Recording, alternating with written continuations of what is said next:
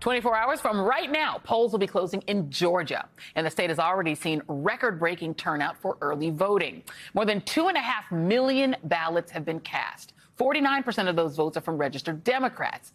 That percentage is actually up from 2020, while 41% are from registered Republicans, down from the last election. And if you didn't know any better, you'd probably think that this was the only race to watch in Georgia tomorrow. I don't matter about whether you're black, white, yellow, green. If you're a Martian, you live in the United States of America, I'm going to protect you too. Pronouns, what the heck is a pronoun? Y'all heard about this student loan? Did y'all sign up to pay somebody else debt? I didn't sign up for nobody else debt. I know y'all didn't either. And then I happened to read this article. I read this article and they asked the kids what they were doing with the money. They said they were out there buying video games. They were going on vacation. They was gambling. They were drinking booze. Oh my God. Sometimes you have to be embarrassed for somebody because they don't have the good sense to be embarrassed for themselves. But there is another, extremely pivotal race there. Wow, a rematch in the race for governor. Wow, I'm sorry, I hadn't seen that whole thing all together before. And polls show the Democratic nominee, Stacey Abrams, within striking distance of incumbent Brian Kemp. While I recover, joining me now is the Democratic nominee for Georgia governor, Stacey Abrams. I just have to ask you, I mean, does the ridiculousness of that other candidate, it's so distracting that I do feel like people have lost sight of the fact that there's a lot of other races going on in Georgia, including a very, very important one, which is the governor's race. How do you campaign in a sort of miasma of that kind of foolishness? Do you feel you're able to break through with your message? Absolutely. Unfortunately, Brian Kemp has made it very clear that my message is necessary. He has banned abortion in the state of Georgia. Just last week, he shut down or allowed to shut down one of only 2 level 1 trauma centers in the metro Atlanta area where half the population of the state lives. He shut down a portal for rental assistance on rent day, basically telling people that the $400 million to keep them from being evicted would not be deployed because he simply doesn't think they deserve it. And so on the issues that matter to people, healthcare, education, the right to control your body, gun violence. I mean, that same day we found out that Takeoff, who is from Gwinnett County, was murdered in Texas using similar gun laws to what Brian Kemp has brought to Georgia. We know that these are the issues that are galvanizing voters. And despite the hypocrisy and the sometimes inanity of what we are seeing from both Brian Kemp and from Herschel Walker, we know that Georgians are concerned about their lives. They're concerned about their freedom. They're concerned about their ability to make more for themselves and their families. And that's what we're counting on. We're counting on people paying attention to what can happen for them starting on November 9th when they elect me on November 8th. You know, one of the things that people have said, and then I think Brian Kemp has even tried to say is, well, Stacey Abrams was proved wrong on the voting law because so many people have come out and voted. But what we've noticed in looking at what's happening in your state is, yeah, lots of people are coming out to vote early, but the number of challenges of voters, which is what this law made possible, are really, really high. Let me give you one example. This is from The Guardian.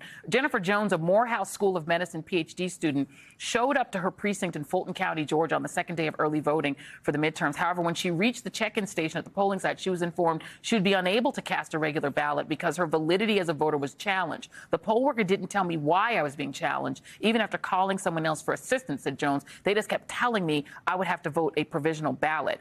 And of course, as we know, under this law, Georgia citizens can challenge a voter's eligibility for any number of reasons, an unlimited number of times. And right-wing groups have now mounted thousands of these challenges. And voting provisional ballots means your vote is not as likely to be counted. How egregious is this challenge situation, and what do you make of the law's use in that way? Brian Kemp and Brad Raffensperger outsourced voter purging. That's what they did. They franchised it to white supremacist groups and to hard right-wing groups to give them the opportunity to do what they no longer can do because of the lawsuits that they faced from my organizations and others regarding their voter purging practices. What we know is that in the state of Georgia, Brian Kemp and Brad Raffensperger are hard at work denying access to the right to vote. In addition to the young woman you mentioned, I met a young woman who was denied the right to vote because she was living in her car. And even though the state of Georgia permits her to have a P.O. box for that purpose, she was challenged and she was denied the right to vote and not offered an absentee ballot. We know that across the state, people are facing these challenges. We know that we have seen absentee ballots not go out because they changed the law to make it harder to get an absentee ballot, easier for that ballot to be rejected, and they made it more difficult for counties to meet their obligations by truncating the timetable. And starting tomorrow, we are going to have voting where if you're standing in line in Georgia, it's 82 degrees in Atlanta. Imagine if you're down in South Georgia where it's going to be a lot hotter. You can't get water. And if those lines are 4, 5, 6 hours long, if you happen to spill your bottle, you better not get out of line because no one can give you water. That's the kind of voter suppression that Brian Kemp has always specialized in, targeting with almost surgical precision the most vulnerable voters and hoping no one notices. And I will note that the ACLU actually has a lawsuit now. They're suing Cobb County Board of Elections because over 1,000 people who had their absentee ballots didn't mail them, and now they're demanding that they get to mail them overnight. If people have not returned their absentee ballots as of today, what is your campaign advising them to do? Should they just forget about it and take it to the polls tomorrow? Absolutely. Go to the polls yourself. Polls open at 7 a.m. Make sure you go to the right precinct. Go to StaceyAbrams.com/vote. Your precinct matters because in years past, if you went to the wrong precinct in the right county, you could cast a provisional ballot. No longer. Brian Kemp eliminated that until 5 p.m. because Joe Biden won by 7,000 votes that were provisional ballots. Out of the 12,000 votes he got, 7,000 came from provisional ballots that would be disallowed under the new laws. Brian Kemp is an exceptional voter suppressor, as is Brad Raffensperger. And that's why we need everyone to show up. The overwhelming performance that we've seen from voters is in response to 202, in an attempt to overcome 202. But what we know, the best way to stop them from having this kind of power is to give power back to the people by electing me as the next governor, by electing Democrats up and down the ballot, and by proving once and for all that Georgians will not be cowed by cowards who are trying to deny them access to the right to vote. Never forget, Brian Kemp was Secretary of State. He built the state voter suppression system so that he could become governor, and he has got it locked in with this new law to make it as hard as possible to vote him out.